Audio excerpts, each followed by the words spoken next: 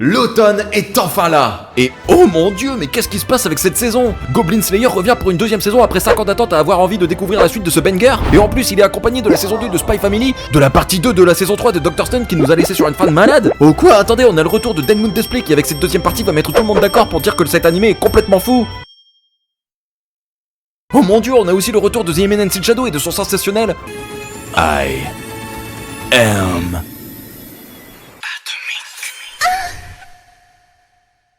Les amis, allez tout de suite vous mettre en mode hibernation parce que comme vous l'aurez compris, il est temps de remplir nos listes d'animés et de redevenir les ermites que nous sommes grâce aux animés de l'automne 2023.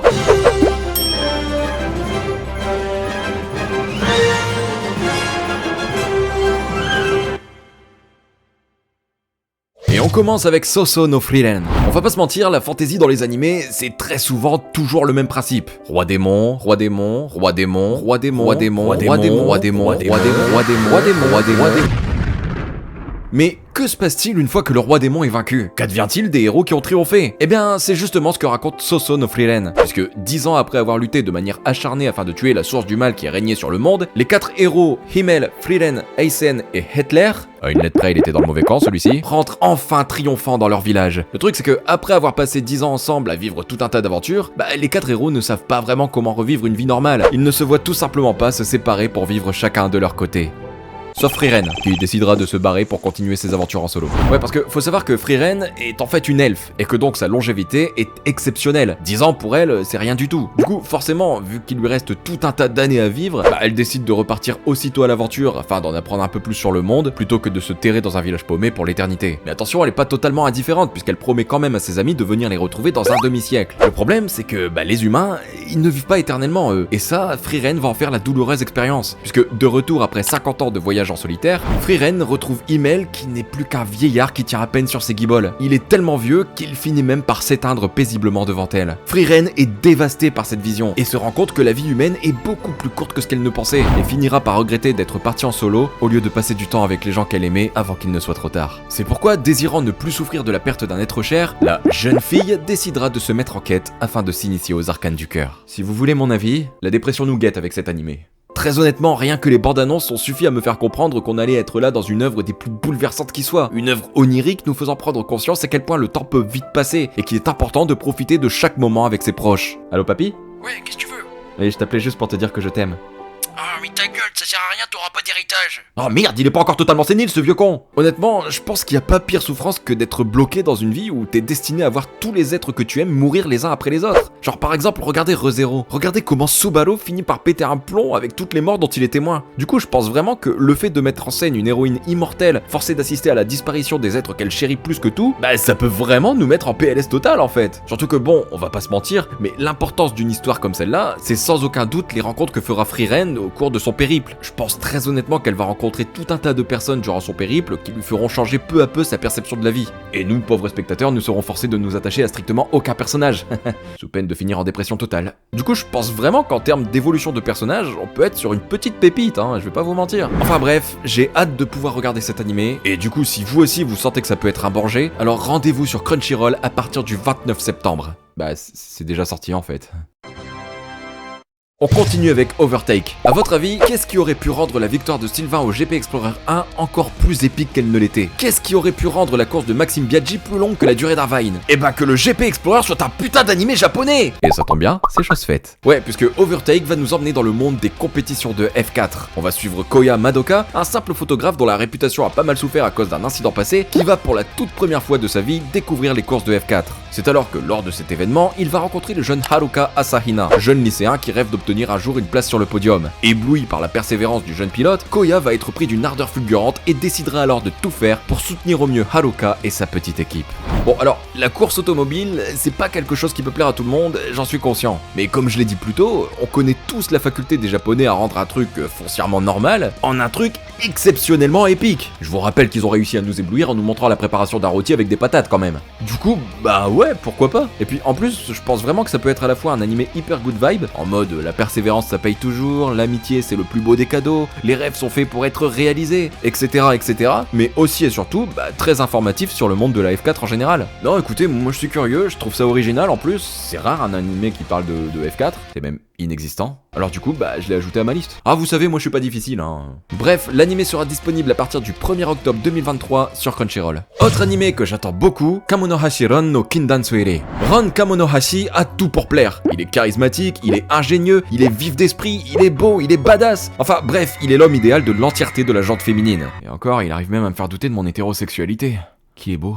Mais Ron, il est avant tout connu pour être un enquêteur de génie, à tel point qu'aucune affaire n'a jamais réussi à lui résister. Enfin, ça, c'était avant qu'il ne soit touché par un événement qui a profondément bouleversé sa vie, l'obligeant à s'isoler du monde et à disparaître sans laisser de traces. Désormais absent, c'est le jeune Totomaru Hishiki, enquêteur inexpérimenté, qui a pris la relève. Le truc, c'est que Totomaru, il n'a pas les capacités intellectuelles de Ron, et du coup, il galère pas mal à résoudre l'enquête qui lui a été assignée. C'est pourquoi ce dernier se décide de se fixer comme objectif de retrouver Ron, en espérant qu'il puisse lui apporter son aide. Malheureusement pour lui, Ron n'a plus du tout envie de faire partie de la police. Et pour cause, récemment, il a fait la découverte d'une facette particulièrement sombre de lui-même. Lorsqu'il se retrouve devant un suspect, cette facette le pousse à devenir un manipulateur redoutable, incitant même les coupables à se suicider avant même de pouvoir être jugés. Mais contre toute attente, Ron réalise rapidement que l'enquête de Totomaru pourrait avoir un lien direct avec son passé, et notamment avec une famille très particulière gardienne de nombreux secrets. Qui plus est, cette famille serait d'ailleurs connue pour être la seule complètement immunisée contre le côté obscur de Ron, mais aussi et surtout parce qu'elle est la seule famille dont Ron n'arrive absolument pas à percer les secrets. Des meurtres, des enquêtes, du mystère et un duo de flics, dont un qui possède un côté bien sombre. Mais prenez mon argent direct en fait. Je vais quand même les ramasser parce que j'en ai que 2 et c'est pour mes courses. Je trouve très honnêtement que les animés d'enquête c'est les plus sous-estimés en vrai. Ok, il y a rarement de l'action dans ce genre d'animé, mais en vrai ils font partie des œuvres dans lesquelles il y a le plus de mystère, de drame et même de retournement de situation. Regardez genre Banana Fish. Bon ok, c'était pas vraiment une enquête à proprement parler, mais quand même, il y avait de la tension. Et de la tristesse aussi. Après bon, j'avoue c'est souvent un double tranchant dans ce genre d'animé, hein. Soit le scénario est hyper bien ficelé et alors là, on vit une enquête vraiment palpitante, soit au contraire le scénario essaie vraiment de partir dans tous les sens, avec des discussions interminables à la Hercule Poirot et au final on passe plus de temps à se faire chier qu'autre chose, hein. Mais ici, au vu de toutes les intrigues qui s'entremêlent, entre les enquêtes basiques, le mystère sur le passé de Ron, son côté sombre, la fameuse famille qui cache de lourds secrets, etc. Je pense très honnêtement qu'on n'aura pas l'occasion de s'ennuyer en fait. Enfin bref, on verra bien ce que ça donnera le moment venu. Du coup, si comme moi vous êtes très intéressé par cet animé, alors je vous donne rendez-vous le 2 octobre sur Crunchyroll pour découvrir le premier épisode.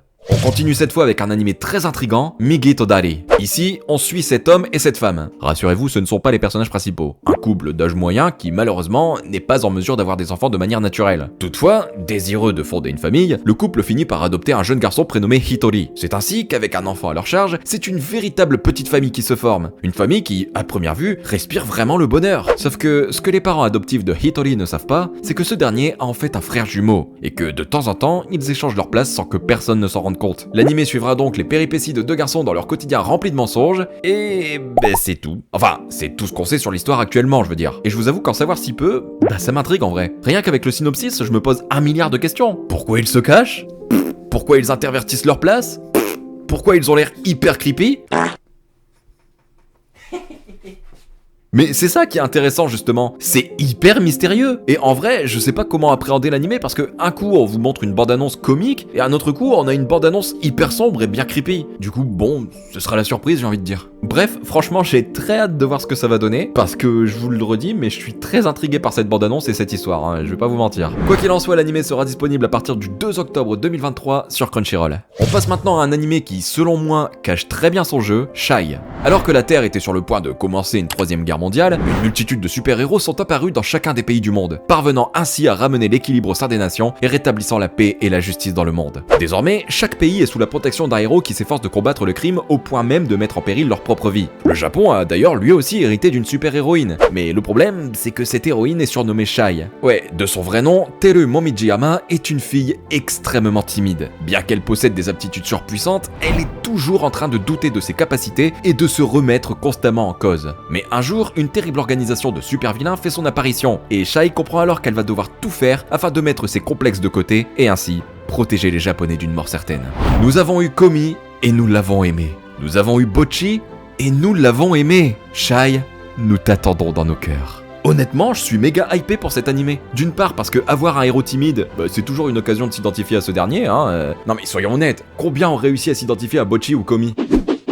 Ah voilà. Et en vrai, mettre la timidité sur le devant de la scène, ainsi que les façons dont elle peut affecter une personne, bah c'est toujours hyper agréable à voir et ça rend vraiment le héros extrêmement attachant par la même occasion. Mais ce qui me plaît aussi dans cette histoire, c'est que contrairement à ce qu'on pourrait penser, l'animé paraît bien plus sombre qu'on ne veut le faire croire. Les ennemis ont l'air vraiment mauvais, les combats ont l'air plutôt violents, et les émotions semblent vraiment au rendez-vous. Je vous promets que parmi tous les animés que je vous présente dans cette vidéo, celui-là fait partie des animés qui, j'ai la sensation, peuvent vraiment marquer les esprits. Non mais en vrai, il y a tout pour se faire kiffer dans cet animé. De la bonne humeur, des personnages attachants, de l'action, de la badassitude. Que demander de plus? Non, vraiment, j'ai vraiment hâte de voir comment Shai va pouvoir accomplir son destin de super-héroïne en étant hyper timide. Je pense vraiment que ça peut donner certes des situations très drôles, mais aussi des situations très émouvantes. Bon, et puis l'animation. Vous avez vu la qualité de l'animation là? Non, mais je vous le dis, ça va être borgé, ça va être borgé. Enfin, je vais pas trop m'avancer quand même parce que si ça se trouve, ça va être une bouse intersidérale. Et après, il y a des gens qui vont venir exprès commenter ma vidéo pour se foutre de ma gueule. Et je le vis mal quand ça arrive. Du coup, si comme moi vous sentez qu'on va avoir là une pépite, alors rendez-vous le 2 octobre sur Crunchyroll. Autre animé annoncé pour cet automne, Toharu-san no VRMMO Katsudoki. Taichi Tanaka, 38 ans célibataire et salariman la journée, n'a qu'une seule passion, les VRMMO-RPG. Le soir, après le boulot, quand ses collègues lui proposent d'aller boire un verre, il s'en bat les couilles. Lui, les seuls breuvages qu'il boit, c'est des popos de soie quand il farme les mobs. Ouais, parce que le soir, une fois rentré chez lui, il s'empresse de se connecter à son jeu favori appelé One More Free Life Online. Et sous le pseudonyme de Hertz, il passe l'entièreté de son temps libre à découvrir le monde de son jeu, à voyager à travers les différents villages, chasser des monstres, évoluer ses métiers.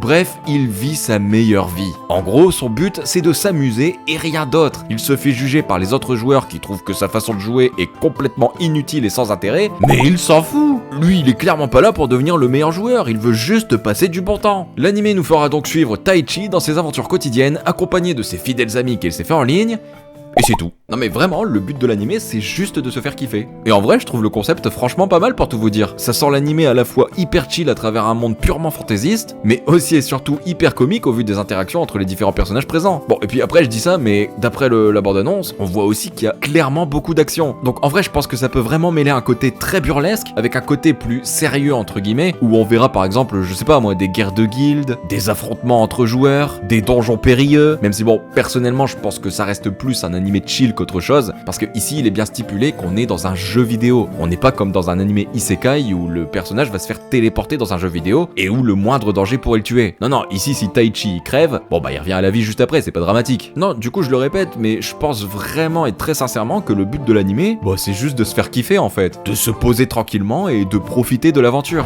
Enfin bref, du coup l'animé sera disponible à partir du 2 octobre sur Crunchyroll. On passe maintenant au premier vrai isekai de cette liste avec Watashi no Oshi wa Akura Koreijo. Rei Ohashi est une employée de bureau passionnée par les otome games, des jeux où le principal but est de pécho les personnages. Oui, c'est une définition très grossière, oui. Un jour qui paraissait tout à fait normal, Rei se retrouve de manière totalement inopinée et inexpliquée, enfin inexpliquée après tout c'est un isekai quoi, on a l'habitude, téléportée dans son jeu préféré, un otome game nommé Revolution. Le truc c'est que Rei, c'est pas le genre de fille qui aime être draguée par des hommes si vous voyez ce que je veux dire. Toi t'es gay ou t'es hétéro?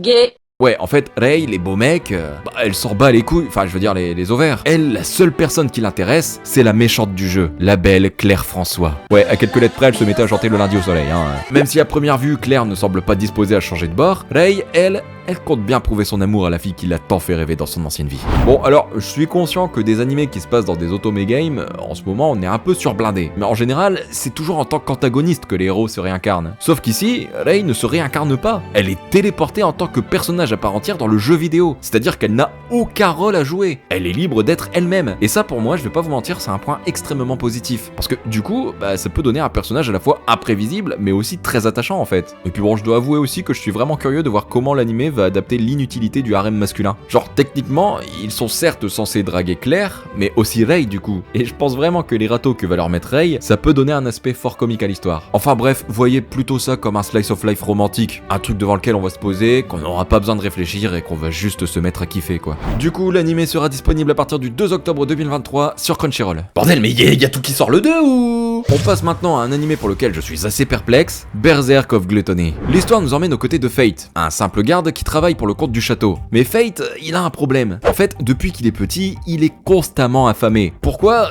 Il n'en sait rien. Le fait est qu'il a vraiment la dalle et que parfois ça l'empêche même de vivre pleinement. Sauf que le truc, c'est que cette faim, elle n'est pas du tout due à un problème de transit ou à un ver solitaire qu'il aurait chopé en bouffant un truc pas frais. Non, cette faim cache en réalité un très gros pouvoir. Et ça, Fate, il va le découvrir lorsqu'un jour, alors qu'il effectuait son boulot tranquillement, il apercevra un voleur qui tentait de s'introduire dans le château. À la suite d'une altercation avec celui-ci, Fate le tuera et c'est à ce moment que, sans vraiment s'en rendre compte, il se mettra à dévorer l'âme du voleur qu'il vient de tuer, absorbant ainsi l'entièreté de ses capacités et de ses caractéristiques, et lui permettant par la même occasion, et pour la première fois de sa vie, de calmer son appétit. Du coup, forcément, en apprenant qu'il peut devenir surpuissant en bouffant les âmes des gens, Fate il va se mettre en tête d'utiliser ce pouvoir afin de se venger des personnes qui l'ont toujours traité comme une merde. C'est d'ailleurs à ce moment qu'il fera la rencontre de Greed, une épée intelligente qu'il compte bien utiliser pour mener son objectif à bien. Mais il y a un problème avec ce pouvoir de dévoreur d'âmes. Et ça, Greed ne manque pas de le faire savoir à Fate. Ouais, il le prévient que plus il utilisera sa compétence, et plus il en subira les conséquences. En gros, sa faim va peu à peu augmenter, jusqu'au jour où soit il mourra de faim, ou soit il sombrera complètement dans la folie.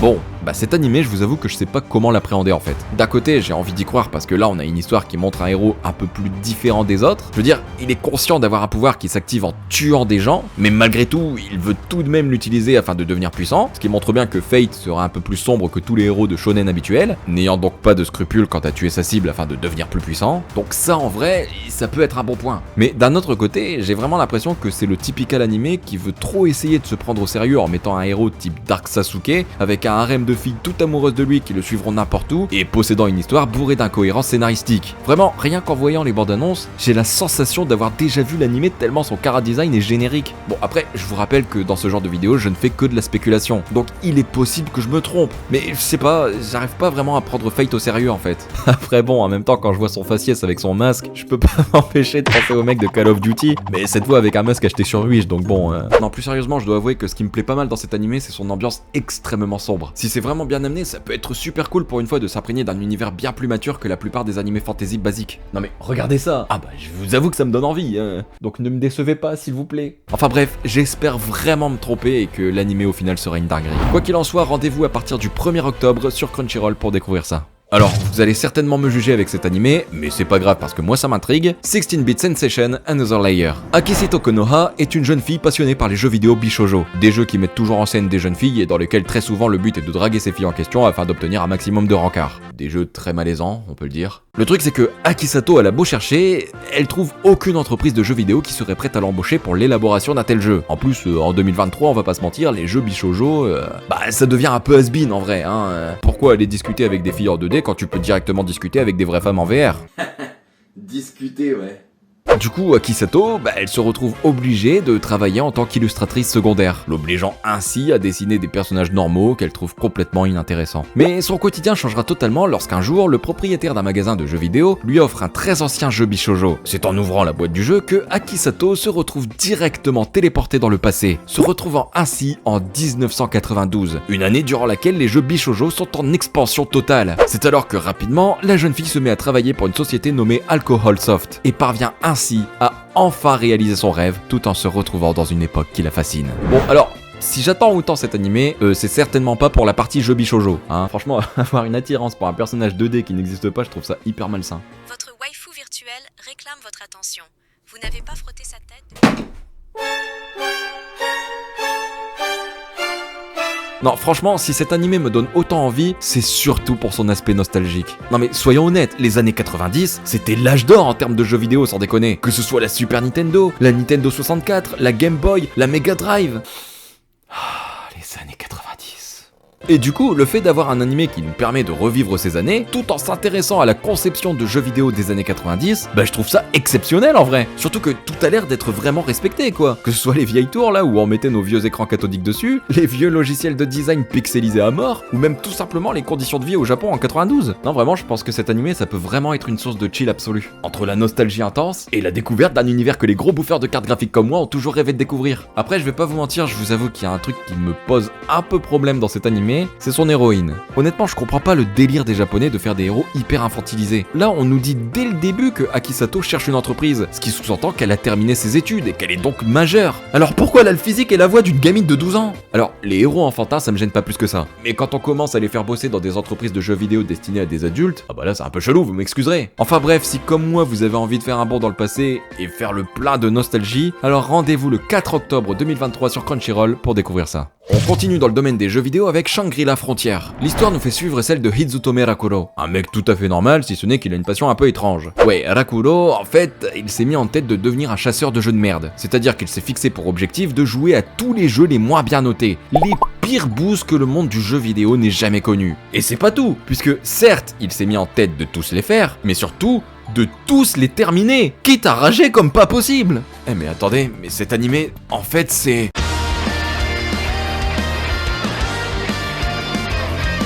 Un jour, alors qu'il venait tout juste de terminer un jeu de merde à la difficulté particulièrement élevée, Rakuro décide de se laisser tenter par un jeu nommé Shangri-La Frontière, un VR MMO en pleine expansion qui compte déjà pas moins de 30 millions de joueurs. Mais en arrivant dans le jeu, Rakuro comprend qu'il se trouve dans un jeu complètement différent de ce qu'il pensait. En effet, Shangri-La Frontière regorge de secrets, des secrets que seuls des joueurs aguerris pourront réussir à trouver. Le truc c'est que Rakuro, qui pourtant possède une bonne expérience en termes de jeux difficiles, il est clairement pas prêt pour ce qui l'attend dans ce nouveau jeu. Mais genre, vraiment pas prêt. Si vous voulez mon avis, cet homme, c'est notre dieu à tous, nous les gamers. Non mais sans déconner, un mec qui s'obstine à terminer les pires boosts qui soient, ça ne peut qu'être un mec bien. Non mais imaginez que Rakuro, c'est quand même le genre de mec capable de terminer tous les jeux infogrammes sans jamais sombrer dans la folie. Oui, même Tata au Tibet. Non mais en plus, ce qui m'étonne, c'est que la bande-annonce nous montre de la grosse bagarre, de l'aventure à foison, des personnages tous plus barrés les uns que les autres, une animation de folie, et aussi et surtout, ce que je remarque, c'est que j'ai l'impression que par moment, l'histoire nous fait revenir dans le monde réel. Ce qui permet, et là c'est vraiment cool, de ne pas totalement identifier l'anime comme étant un isekai. Puisque là, faut pas oublier que les héros ne font que jouer à un jeu vidéo, ils ne sont pas transportés dedans. Donc si on réfléchit bien, ça peut vraiment donner des héros qui n'en ont rien à foutre, qui foncent dans le tas sans se soucier de leur vie. Puisque après tout, Rakuro a choisi d'être un gamer. Non pas parce qu'il n'a pas de vie, mais parce qu'il a choisi d'en avoir plusieurs. Putain, c'est beau. Non, vraiment, cet animé, je le sens hyper bien. Je sens que ça va être à la fois une des grosses marades de la saison, mais aussi et surtout, peut-être même, la grosse surprise de ce mois d'octobre. Bref, quoi qu'il en soit, j'ai extrêmement hâte de découvrir ça. Et du coup, si vous aussi, je vous donne rendez-vous le 1er octobre 2023 sur Crunchyroll. Au moment où vous regardez cette vidéo, je suis sûrement en train de regarder le premier épisode en fait. Sauf si je suis en retard dans la diffusion. Dans ce cas-là, je l'ai déjà regardé. Mon avis qui s'affiche ici. Autre animé pour lequel j'ai un très bon feeling, la Valkyrie aux cheveux de G. Enfin un titre que j'arrive à prononcer correctement d'ailleurs. Belgrive, un aventurier et tout ce qu'il y a de plus normal, vivait sa meilleure vie. Il défonçait des monstres, il gagnait de l'argent, bref c'était l'aventurier par excellence. Le truc c'est que un jour, il est tombé sur un monstre plus fort que lui, et par conséquent, il a perdu sa jambe. Du coup, forcément il a dû mettre fin à sa carrière d'aventurier. Après cet événement, Belgrive n'a pas eu d'autre choix que de retourner dans sa ville natale et de passer sa retraite à collecter des herbes médicinales et à aider les villageois dans les champs, tout en les protégeant des bêtes sauvages qui rôdent dans les alentours. Cependant, alors qu'il était en train de profiter de sa meilleure vie, il fait la découverte d'un enfant abandonné. Pris des mois pour la petite fille, il décide alors de l'adopter et de la nommer Angéline. Il l'éduquera même jusqu'à ses 12 ans, âge auquel elle décidera de partir pour la capitale afin d'étudier et tenter de devenir une aventurière tout comme son père. Et contre toute attente, elle réussit, puisque 5 ans plus tard, elle est devenue l'une des plus puissantes aventurières qui soit, une aventurière de rang S. Désormais connaissant la gloire, la richesse et la puissance, la jeune fille n'a qu'une seule envie, aller retrouver son père. Mais malheureusement, le chemin ne s'annonce pas aussi facile qu'elle le pense. Bon alors, je vous avoue que j'ai dû rendre le synopsis un peu plus épique, parce que les synopsis qui sont disponibles à l'heure actuelle, c'est en gros le mec qui trouve une gamine, il l'éduque, elle part étudier et elle revient. En termes d'épicness, on repassera. Mais après m'être renseigné sur l'œuvre en question, j'ai compris qu'en réalité, l'histoire pourrait être beaucoup plus épique qu'on ne le pense. Des combats stylés, un univers digne des plus grandes fantaisies, et surtout une histoire basée sur la famille, sur un lien entre une fille et son père qui sont éloignés depuis plusieurs années. Je pense que ça peut être une histoire à la fois très touchante, mais aussi très surprenante vis-à-vis des péripéties que va vivre Angéline tout au long de son voyage, que ce soit ses rencontres, ses combats, ses relations, etc. etc. Et puis je pense aussi que ça peut être extrêmement émouvant comme histoire, parce que là, d'après ce que j'ai compris, on va suivre l'histoire du père et de la fille de deux points de vue différents. Et du coup, je pense vraiment qu'il y a moyen qu'au cours de notre visionnage, on s'attache peu à peu aux deux personnages, et un peu à la manière de Mushoku Tensei, on ne vive plus que pour découvrir les retrouvailles entre Belgrive et Angéline. En même temps, les animés machin aux cheveux machin, faut toujours s'en méfier, si vous voulez mon avis. Par exemple, Shirayuki aux cheveux rouges. C'était une pépite en termes d'émotion. Du coup, techniquement, la Valkyrie aux cheveux de G, ça va forcément être une dinguerie. Bref, si vous aussi vous êtes intrigué par l'animé, alors rendez-vous le 28 septembre 2023 sur Crunchyroll pour découvrir ça. Bah ça aussi en fait c'est déjà sorti. Commence à me dire que j'aurais peut-être dû faire cette vidéo un peu plus tôt moi. On continue avec le futur banger de la saison, Ragna Crimson. Le monde est envahi de dragons, que ce soit dans la mer, sur terre ou même dans le ciel. Logique. Il y en a partout. Un peu comme les punaises de lit, mais là en plus épique. Pour remédier à cette invasion, il existe plusieurs guerriers plus ou moins puissants qui luttent contre ces viles créatures. Ragna est d'ailleurs l'un de ces chasseurs de dragons, mais il fait partie des moins faibles. Mais heureusement, ce dernier fait équipe avec une dénommée Leonika, qui elle pour le coup est tellement cheatée qu'elle est parvenue à tuer plus de dragons que n'importe qui. Le seul désir de Ragna, c'est de rester à ses côtés, et ce, pour toujours. En même temps, sans elle, il finit un peu comme Profion dans Donjons et Dragons, quoi, donc... Le problème, c'est que, de manière totalement inopinée, un ennemi des plus redoutables va faire son apparition, tuant sur le coup Leonika et brisant ainsi tous les rêves de Ragna. Mais afin de changer le cours de l'histoire et surtout obtenir sa vengeance, Ragna n'aura aucun autre choix que de passer un pacte avec une personne très mystérieuse, et ainsi, devenir beaucoup plus puissant. Mais... à quel prix? Alors, j'ai terminé Skyrim 3 fois, j'ai payé ma carte du dragon blanc aux yeux bleus 60 balles sur eBay, et ma principale waifu c'est la dragonne dans Shrek. Alors forcément que j'attends cet animé. Ah, et aussi, j'ai lu les 2 premiers tomes. Du coup, bah, je sais un peu à quoi m'attendre en fait. Et vraiment, je vous le dis, mais si l'adaptation animée arrive à rendre justice au manga, mais on a là le futur banger de la saison, je vous le dis. Et je tiens à préciser que c'est ici que vous l'aurez vu en premier, hein. Alors, au premier abord, l'histoire de Ragna Crimson peut paraître extrêmement cliché. Un jeune garçon rongé par la vengeance qui fait un pacte avec l'ennemi pour devenir puissant, ouais, c'est du déjà vu. Sauf que plus l'intrigue avance et plus on se rend compte que l'histoire se veut bien plus surprenante que ce que l'on voudrait. Ce que je veux dire, c'est que rien n'est prévisible au final. Notez que tout peut arriver dans cette histoire. Et ce que j'aime beaucoup dans cette œuvre, c'est que si jamais ils doivent tuer un personnage, ils vont pas le faire pour créer du sensationnel. Non, ils vont faire en sorte que cette mort soit vraiment significative. Que ce soit sur les relations entre les personnages, sur le développement de l'histoire, ou même sur l'état psychologique des protagonistes. Les bagarres sont excellentes, les dragons sont bien plus complexes que ce que l'on pourrait croire, chaque arc fait vraiment avancer l'histoire, et les personnages sont écrits à la perfection. Que ce soit les liens entre les différents personnages ou même leur psychologie, il n'y a pas un seul personnage qui est mal écrit ou qui est inutile. Franchement, Ragna Crimson reste vraiment l'une de mes plus grandes recommandations de cette liste. J'espère juste que la qualité sera au rendez-vous, et que l'animé ne sera pas trop rushé parce que très honnêtement, le moindre détail est important dans Ragna Crimson. Enfin bref, personnellement j'ai extrêmement hâte de découvrir l'adaptation animée, donc du coup rendez-vous le 30 septembre sur ADN pour découvrir ça. Alors là on passe à l'une de mes plus grosses attentes de cette saison avec Hametsu no Okoku. Il y a fort longtemps, les sorcières ont permis à l'humanité de se développer. Ouais, grâce à l'aide de leur pouvoir, elles pouvaient venir en aide aux humains en leur offrant tout ce dont ils avaient besoin. Le problème c'est qu'avec les années, les humains sont peu à peu devenus autonomes. Après la révolution industrielle, les avancées technologiques étaient telles que les sorcières en sont carrément devenues inutiles, et leur pouvoir magique devenu la crainte principale de la population. Du coup, pour remédier à ce problème, l'Empire de Rydia a décidé de lancer une violente chasse aux sorcières dans le but de toutes les tuer, et ainsi faire disparaître la menace. Cette purge a été la plus dévastatrice qui soit. Nombreuses sorcières se sont fait massacrer, et parmi les victimes, on pouvait trouver Chloé, une magicienne qui a dédié une partie de sa vie à élever et former un jeune garçon nommé Adonis aux arcanes magiques. Cette disparition a totalement détruit Adonis. Lui qui aimait profondément Chloé ne s'est jamais remis de cette disparition, à tel point qu'une rancœur absolue s'est développée en lui. Une rancœur telle que désormais, il ne vit plus que pour la vengeance. Son but est simple, éliminer les humains, jusqu'à ce qu'il n'en reste plus un seul.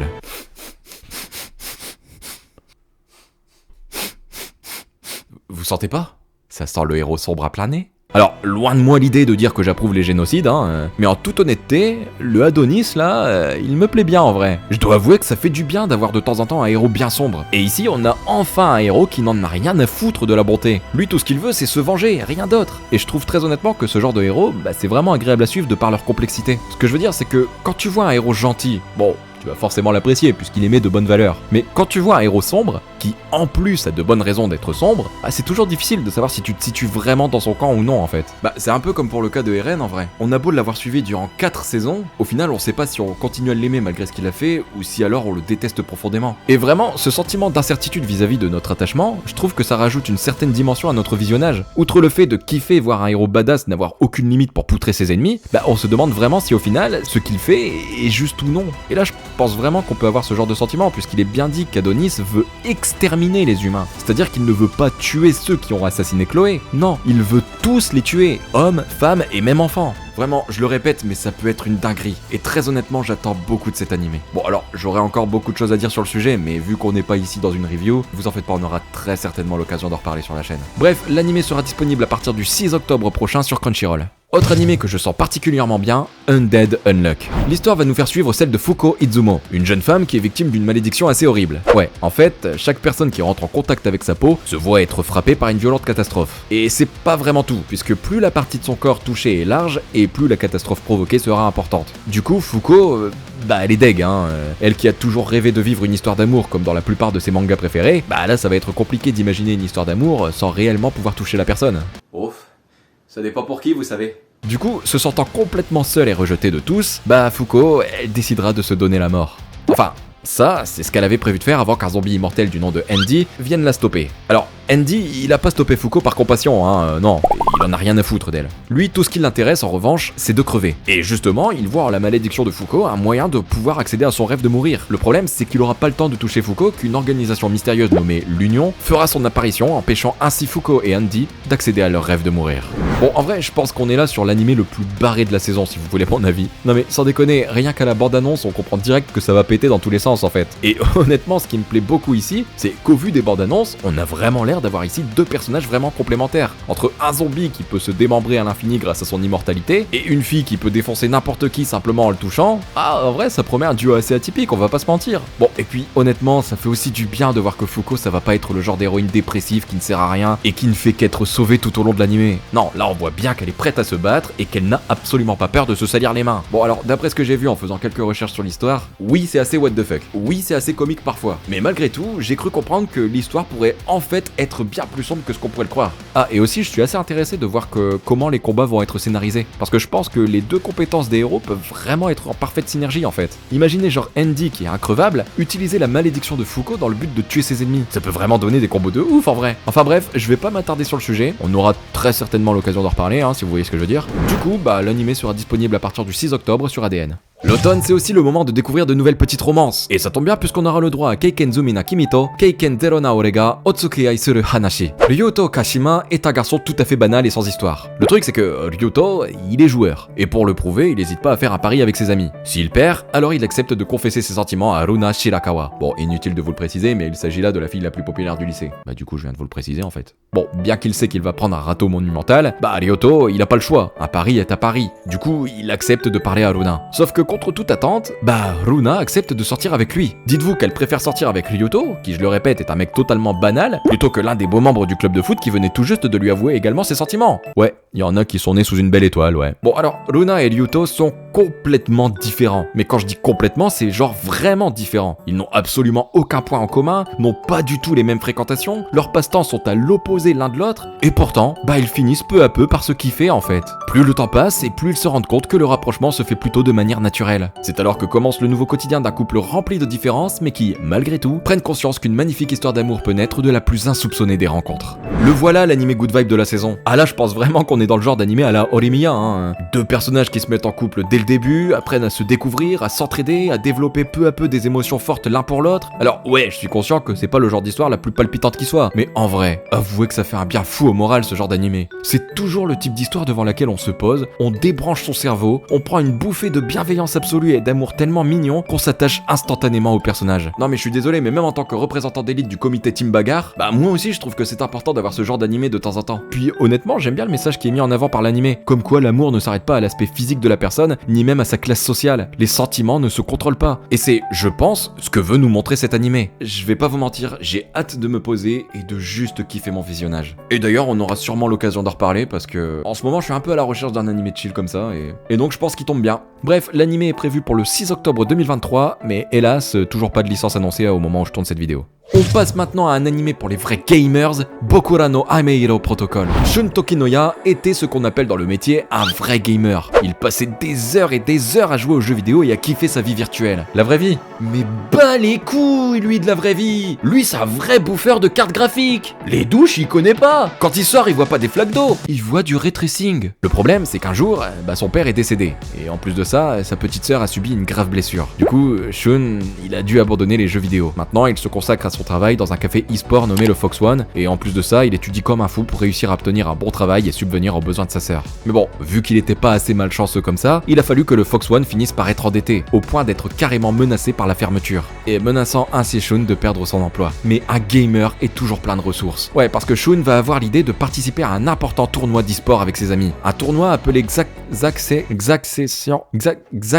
Championship. Putain, ils auraient pas pu jouer à LoL. En participant à ce tournoi, Shun espère obtenir le cash prize afin de pouvoir payer les dettes du Fox One. C'est alors que commence la plus grande compétition de la vie de Shun. Entre match épique, équipe e-sport impitoyable, mais aussi fort sentiment de culpabilité, Shun devra tout faire pour arriver au sommet et ainsi assurer la survie de son avenir. Un animé sur l'e-sport? Mais je suis le genre de mec qui regarde tous les matchs de la K-Corp, évidemment que je vais regarder. Non, en vrai, soyons honnêtes, ça peut être tellement épique quand on y pense. Rien que dans la vraie vie, les matchs e-sport ça a toujours été dingue à vivre. Que ce soit les ALGS d'Apex, les Worlds de LoL, la victoire de Gluttony à Smash, c'est toujours franchement épique de vivre ce genre d'événement. Alors imaginez si les Japonais décident de scénariser ça. Mais bien évidemment que ça va être dingue. Bien évidemment qu'on va kiffer. Et honnêtement, mine de rien, ça peut vraiment créer une sorte de surprise en fait. Les fans d'e-sport, il y en a beaucoup. Les fans d'animé, il y en a beaucoup aussi. Si l'animé arrive ne serait-ce qu'un peu à se faire connaître, je vous le dis, il pourrait vraiment exploser en termes d'audience. Et puis même en termes d'histoire, personnellement, ça me plaît bien. On a de l'amitié, de l'épicness, de la romance aussi, j'ai l'impression, de l'émotion. Non, vraiment, j'ai pas grand chose à dire de plus, tellement j'ai hâte et tellement j'ai l'impression que ça va être vraiment bien. Bref, si comme moi vous êtes un vrai gamer qui prend une douche par an, alors rendez-vous le 7 octobre pour découvrir ça. Bon alors malheureusement toujours pas de licence annoncée pour cet animé, mais en vrai je pense pas que ça devrait tarder. Enfin, j'espère. On passe maintenant à un animé qui me laisse assez perplexe, A Returner's Magic Shall Be Special. Oh l'accent. L'histoire nous emmène aux côtés de Désir Herman, un puissant magicien qui, après s'être battu pendant 10 ans dans le labyrinthe des ombres, n'a pas réussi à empêcher l'annihilation du monde. Malgré ses pouvoirs monumentaux, Désir ne peut rien faire, et est obligé d'assister à la destruction de l'humanité. Mais contre toute attente, Désir sera téléporté plusieurs années dans le passé, à l'époque où il était étudiant à l'Académie de magie d'Ebryon. À ce moment-là, il se rend compte que tout ce qu'il s'est passé dans le futur va pouvoir être changé, mais que pour y arriver, il va devoir redoubler d'efforts afin de ne pas faire les mêmes erreurs qu'autrefois. Bon alors, est-ce que cet animé a l'air bien? Peut-être. Est-ce que j'en attends beaucoup? Pas vraiment. Je vais pas vous mentir, j'ai très peu d'espoir sur cet animé. Honnêtement, ça sent le typical animé avec le héros cheaté qui va venir à bout de tous ses ennemis en quelques minutes, avec la pseudo tsundere en mode Nya nya nya. Je fais semblant que je te déteste, mais en fait je t'aime. Oh la vache, tu fais super bien la tsundere. Merci. Je suis même certain que l'histoire n'aura très certainement aucune logique pour être honnête. À partir du moment où dans le synopsis on nous dit que par magie, Désir va être téléporté dans le passé pile au moment de la destruction du monde, ça m'a tout l'air d'être ce que l'on appelle une facilité scénaristique. Bon après, je suis peut-être médisant, peut-être que ce sera pas du tout comme je le pense et qu'au contraire on aura une vraie histoire mêlant survie et beaux combats, mais je vous avoue que j'ai vu trop d'animés dans ce genre là pour être vraiment hypé en fait. Non, puis pour être honnête, j'en ai un peu marre des académies de magie, je vais pas vous mentir. Ah, c'est bon là, je pense qu'on a été servi, non, ces dernières saisons en termes d'académie magique, non? Ou alors c'est moi, je sais pas. Bref, pour les intéressés, l'animé sera disponible à partir du 7 octobre 2023 sur Crunchyroll. Mais bon, ne vous en faites pas, je précise que si jamais l'animé est beaucoup mieux que ce que j'en pense ou que ce que j'en dis là, alors j'en ferai une vidéo à part entière pour m'excuser. Ah on a des principes ici. On s'y tient pas toujours, mais au moins on les a. Cet automne, on aura également le droit à Tear Moon Empire. Mia Lona Tear Moon, princesse de l'Empire Tear Moon, est une princesse réputée pour être la plus égoïste et la plus détestée qui soit, à tel point que le peuple a fini par se révolter au point de la faire passer du trône à la guillotine. Ouais, elle a été condamnée à mort pour ceux qui n'ont pas compris. C'est alors qu'après avoir perdu la tête, dans le sens premier du terme, Mia comprend qu'elle a remonté le temps et qu'elle est revenue à l'époque de ses 12 ans. Cependant, elle a conservé l'entièreté de ses souvenirs du futur. Cette fois, Mia compte bien changer le cours des choses, notamment en se mettant le plus tôt possible à régler immédiatement les problèmes qui assaillent l'Empire. La corruption, les problèmes aux frontières, les désastres naturels et autres difficultés économiques, Mia va tout régler. Mais si Mia a été condamnée à mort, c'est bien parce qu'elle n'a jamais réussi, ni même eu l'envie de régler le moindre souci du royaume. Du coup, sa nouvelle mission s'annonce extrêmement périlleuse. Bon alors, à mon avis, cet animé, c'est pour tous les fans de Crusader King. Donc moi, j'ai 318 heures de jeu. Ah mais c'est ça l'odeur. Honnêtement, je pense que ça peut vraiment être hyper intéressant de voir comment Luna va reconstruire un royaume en perte. Voir comment elle va faire pour d'une part augmenter sa popularité au sein du peuple, mais aussi et surtout pour améliorer les conditions de vie des villageois. Ouais, parce que faut pas oublier que Luna, de base, elle en a rien à foutre de son peuple. Elle déteste travailler et ne pense qu'à elle. Du coup, à la différence d'un animé comme Comment un héros réaliste a reconstruit le royaume, on va pas avoir une héroïne qui agit pour le peuple, mais au contraire pour sa propre survie. Son but, c'est pas de reconstruire un royaume, non, c'est avant tout de garder la tête sur les épaules. Du coup, ce que je me demande, c'est est-ce que ce genre de personnalité, ça peut pas justement donner lieu à une princesse qui n'hésite pas à faire des messes basses, ou même des complots dans l'unique but de survivre? Ah, on sait pas. Peut-être qu'on va vraiment avoir une héroïne espiègle et manipulatrice. Bon, après j'en espère peut-être un peu trop, mais on a le droit de rêver. Enfin bref, j'ai plutôt hâte de voir ce que ça va donner pour être honnête. Du coup, rendez-vous le 7 octobre sur Crunchyroll pour découvrir ça. On passe maintenant à l'animé qui va tous nous faire fondre cette saison, Yuzuki-san Chinoyon Kyodai. L'histoire va nous faire suivre 4 frères, Hayato, Mikoto, Minato et Gakoto. 4 frères qui, depuis le décès de leurs parents, vivent ensemble, s'entraidant et se soutenant le plus possible dans les nombreuses difficultés auxquelles ils doivent faire face. L'animé va donc nous faire suivre le quotidien de ces 4 frères qui, entre francs éclats de rire et larmes pleines d'amertume, une chose est sûre, pourront toujours compter les uns sur les autres. Bon, alors je suis conscient que ça se voit pas, mais sous cette épaisse masse de muscles, quoi, y a un problème? Se cache un cœur sensible. Et je vous jure, pour le coup, c'est pas une blague. Du coup, bah ouais, un peu comme pour l'animé de romance dont j'ai parlé un peu plus tôt, étant à bisounours quand je vois un animé qui met en avant de l'amour et de la bienveillance, bah je peux pas m'empêcher de le regarder en fait. Vraiment, je le répète, mais dans le monde dans lequel on vit actuellement, je trouve que c'est important d'avoir des petits moments de bienveillance qui nous font reprendre foi en l'humanité. Et personnellement, bah c'est vers ce genre d'œuvre que je me tourne pour ça. Voilà, j'ai rien à ajouter, je serai très certainement le seul à regarder cet animé, j'en suis totalement conscient, mais au moins, je sais que je passerai un bon moment, et ça c'est le principal. Bref, l'animé sera disponible à partir du 5 octobre prochain, mais hélas, toujours pas de licence annoncée à ce jour. On continue avec une romance qui m'intrigue pas mal pour être honnête. Kimi no koto ga dai daisukina Yakunin no kanojo. Rentaro Aijo est le mec que personne ne souhaite être. Ouais, en fait, lorsqu'il était au collège, celui-ci a enchaîné pas moins de 100 râteaux. Le cauchemar de tout homme. Du coup, forcément, Rentaro, il est tombé dans un désespoir tel qu'après son 100e refus, bah il est carrément allé prier dans un sanctuaire avec l'espoir que ses prières lui permettront de rencontrer l'âme sœur lorsqu'il entrera au lycée. Ah, il est tenace le boug. Mais contre toute attente, bah son souhait est exaucé, puisque juste après avoir effectué sa prière, un dieu apparaît devant lui et lui annonce qu'au cours de sa scolarité au lycée, il rencontrera pas moins de 100 âmes sœurs, qui chercheront toutes à sortir avec lui. Cher Dieu, j'aimerais que 100 femmes se jettent sur moi. Mais il y a un truc, tout n'est pas beau dans cette histoire. Ouais, parce que le dieu raconte aussi que si l'une des 100 filles ne parvient pas à sortir avec Rentaro, alors elle mourra. Bon, alors, dans un premier temps, le Rentaro, là, il est sceptique. Bah ouais, il se dit que c'est impossible et qu'il est juste victime d'une bonne blague. Après tout, ce serait pas la première fois qu'on le prendrait pour un con. Sauf qu'en fait, bah pas du tout, puisqu'à son entrée au lycée, 2 lycéennes que Rentaro n'a jamais vues lui avouent leurs sentiments le même jour. Du coup, Rentaro, bah il comprend qu'il a pas le choix en fait. Et que s'il veut sauver ses 100 filles, alors, bah il va devoir sortir avec chacune d'entre elles. Mesdames et messieurs, je vous présente le plus gros harem que l'histoire de l'animation n'ait jamais connu. Bon, alors, est-ce que je trouve cet animé intéressant? Pas du tout.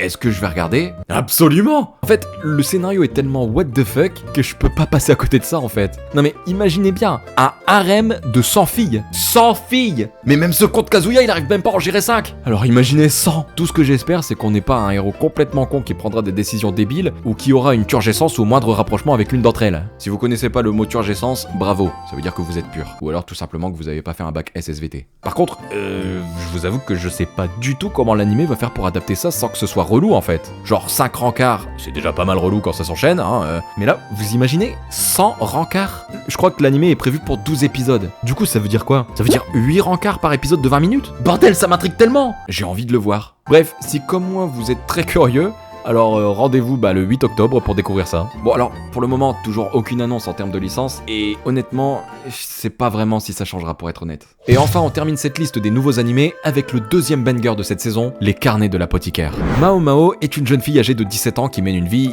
très compliquée. Ouais, faut savoir que Mao, qui depuis son plus jeune âge est formée au métier d'apothicaire, se retrouve être du jour au lendemain enlevée et vendue comme servante dans le quartier des femmes du palais impérial. Très vite, elle se rend compte que l'endroit où elle est retenue est entouré de gigantesques murs infranchissables, coupant ainsi sa nouvelle prison du reste du monde.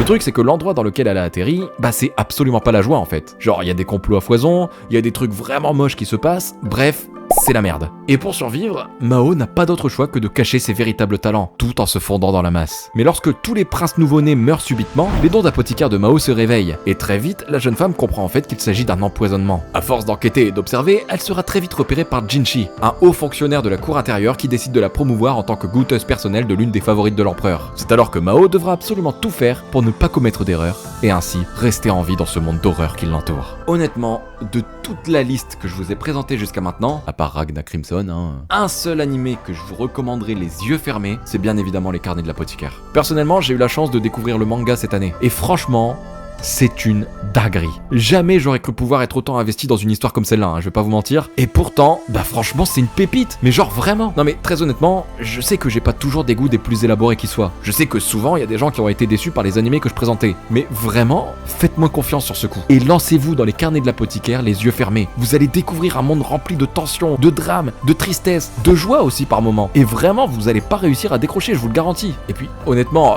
regardez-moi cette beauté, sérieux. Non, honnêtement, c'est une dinguerie, vous pouvez tout simplement pas passer à côté. Genre, vraiment, j'ai pas peur de le dire, c'est une histoire révolutionnaire, vraiment. L'héroïne est complètement différente de ce qu'on a l'habitude de voir. L'histoire prend des tournures parfois où vous êtes en mode « Eh ?» Et puis la direction artistique, c'est... Oh, c'est envoûtant. Non, vraiment, lancez-vous. Faites-moi plaisir, lancez-vous dans cette œuvre. Même, n'attendez même pas l'animé, tiens, allez-y tout de suite. Bon, désolé, je m'emballe peut-être un peu trop. Bon, je vais pas m'attarder sur le sujet parce que j'ai pas envie de vous spoiler ou de vous influencer, même si en vrai c'est déjà fait, j'ai l'impression. Mais en tout cas, si j'ai réussi à vous convaincre, alors rendez-vous le 21 octobre 2023 sur Crunchyroll. Ouais, malheureusement, va falloir attendre un petit peu. Bon alors pour finir cette fois j'avais très envie de faire une section à part entière pour parler des suites d'animés parce que entre vous et moi, cette saison on va vraiment être gâté. Genre vraiment c'est une dinguerie comment on va bien manger cette saison. Alors bon ici je vais juste survoler les animés, hein, ne m'en voulez pas. Mais bon j'estime que j'ai pas vraiment besoin de m'attarder sur les histoires que vous connaissez déjà. Et en plus je vais pas vous mentir mais regardez là, le timer. La vidéo commence déjà à être un peu longue non? Du coup on va faire court, hein. Bref, c'est parti. Alors on commence direct avec une bonne annonce parce qu'on parle enfin de la saison 2 de Captain Tsubasa qui est d'ailleurs prévue pour le 1er octobre sur Crunchyroll et qui adaptera normalement l'entièreté de l'arc junior qui est d'ailleurs l'un des meilleurs arcs du manga soit dit en passant. Cet automne on aura également le droit à la tant attendue saison 2 de The Sun's Magic Power is Omnipotent. Une saison qu'on attend depuis très longtemps maintenant et qui va enfin arriver le 3 octobre sur Crunchyroll. Et vraiment si vous n'avez pas regardé cet animé, allez-y tout de suite, je vous jure que vous regretterez pas. L'automne, c'est aussi le retour de Tokyo Revengers, et notamment de la saison 3 de l'anime qui est prévue pour le 3 octobre sur Disney+. Non, je ne dirai rien sur Disney+, dans cette vidéo. Et qui adaptera l'un des arcs les plus populaires de l'œuvre, puisqu'elle mettra en scène un nouveau gang. Et pas n'importe quel gang, puisqu'on parle du fameux gang Tenjiku. Ah, croyez-moi, Takemichi va devoir faire face à un nouvel ennemi, et ce sera pas une partie de plaisir. Autre très grosse annonce pour cet automne, le retour de The Eminence in Shadow. Nous l'attendions tous cette nouvelle saison. Et enfin, elle arrive le 4 octobre prochain sur ADN. L'anime reprendra directement après les événements survenus dans la saison 1. Donc Sid, accompagné de Claire, se rend dans la cité de l'anarchie où il s'est mis en tête de traquer la vampire connue sous le nom de Reine Sanglante. Et franchement, rien que cette annonce suffit à rendre le mois d'octobre vraiment beau. Enfin bref, cet automne on va continuer d'être gâtés puisque c'est aussi et surtout le retour de Mahotsukai no Yome, qui adaptera la partie 2 de sa deuxième saison et qui sortira le 5 octobre sur Crunchyroll. Outre ça, on a une autre annonce qui va faire beaucoup plaisir aux fans, la saison 2 de Goblin Slayer. Enfin! Et cette saison 2, elle est prévue pour le 6 octobre prochain sur ADN. L'histoire reprendra juste après les événements survenus lors de la première saison, et honnêtement, j'ai hâte de voir ce que cette saison va donner pour être honnête.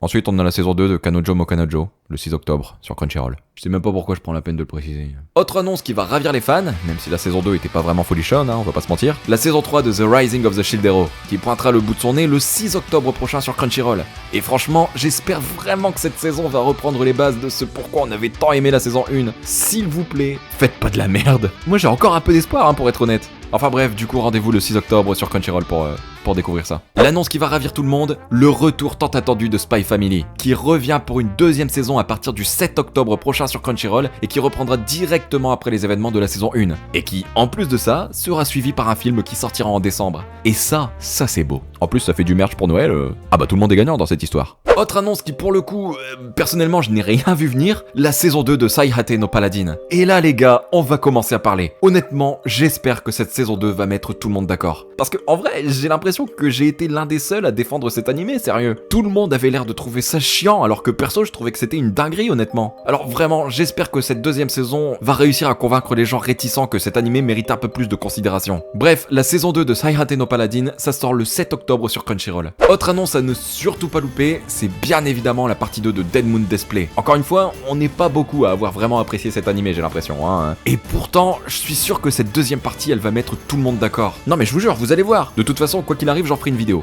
Enfin bref, quoi qu'il en soit, vous avez encore le temps de vous faire la première partie si c'est pas déjà fait, parce que vraiment, j'annonce, vous n'êtes pas prêts. Enfin, j'espère que je m'avance pas trop du coup. Bref, rendez-vous le 9 octobre sur Crunchyroll pour découvrir ça. Et enfin, dernière annonce, mais pas des moindres, la deuxième partie de la saison 3 de Dr. Stone qui sort le 12 octobre prochain sur Crunchyroll. Et bordel, qu'est-ce que j'ai hâte!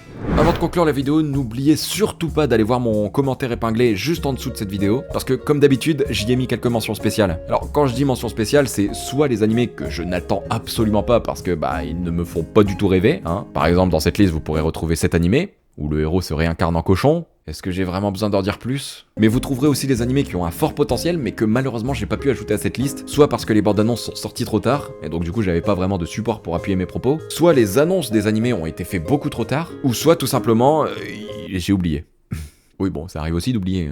Donc du coup n'hésitez vraiment pas à aller faire un tour dans cette liste, parce que peut-être que vous pourrez trouver un futur banger de la saison et que j'aurais oublié de mettre dans cette vidéo, et ce serait dommage. Enfin bref, assez de blabla, je trouve qu'il est temps de terminer cette horrible vidéo. Oui, parce qu'elle est horrible. C'est la vidéo saisonnière dont j'ai eu le plus de mal à travailler dessus. Je sais pas pourquoi, j'ai autant galéré. Mais je pense qu'il va falloir que je trouve une autre méthode pour vous présenter les animés saisonniers tous les trimestres. Parce que là, ce genre de vidéo, c'est extrêmement dur. Et ça me bouffe l'entièreté de mon temps. Donc du coup, c'est pas vivable. Bref, sur ce, moi je vous laisse. Je vous fais des bisous. Et je vous dis à plus dans une prochaine vidéo. Ciao.